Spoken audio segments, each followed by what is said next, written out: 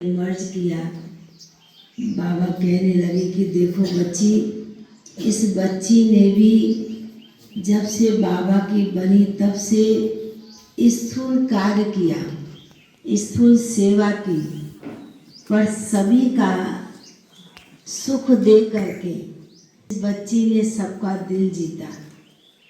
तो बाबा कहने लगे कि बाबा के घर में कोई भी प्रकार की सेवा, चाहे मनसा सेवा, चाहे वाचा सेवा, चाहे कर्मणा, चाहे संकल्प की सेवा, यदि कोई भी सेवा करते वो सेवा आप बच्चों की कभी भी खाली नहीं होती है। और बाबा कहने लगे कि समय के अनुसार बाबा अपने बच्चों को अनुभव भी कराते हैं और बाबा देखता भी है बच्चे किस प्रकार की सेवा कर रहे हैं, दिल व जान से करते हैं, कोई ठंडे होके भी बैठ जाते हैं। तो बाबा ने कहा कि इसलिए संगम युग की सेवा का महत्व तो बहुत बड़ा है। दुनिया में थोड़े एक जन्म के लिए थोड़ी सेवा करते हैं, थोड़ा भाग्य बनाते हैं, थोड़ी कमाई करते हैं।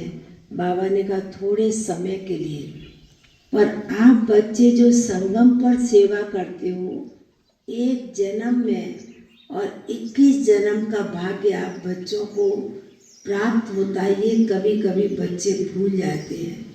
तो बाबा तो बच्चों को स्मृति दिलाते हैं। तो फिर तो सरला दीदी भी जैसे बाबा के बाजू में बैठी हुई थी। बाबा ने कहा कि ये भी बच्ची बहुत ही गुप्त रीति से सबकी दुआएं, सभी की आशीर्वाद कहें और बाबा की, मम्मा की, विशेष सभी की पालना दादियों की लेकर के चली है। तो भाग्य तो बहुत ऊंचा बना हुआ है। तो फिर तो बाबा ने बड़े प्यार से भोग रखा था बाबा के सन्मुख।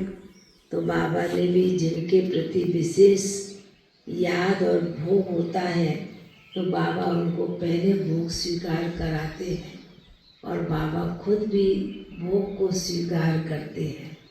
तो फिर तो बाबा ने भोग स्वीकार करने के बाद सभी को बहुत बहुत स्नेह भरी याद प्यार दिया।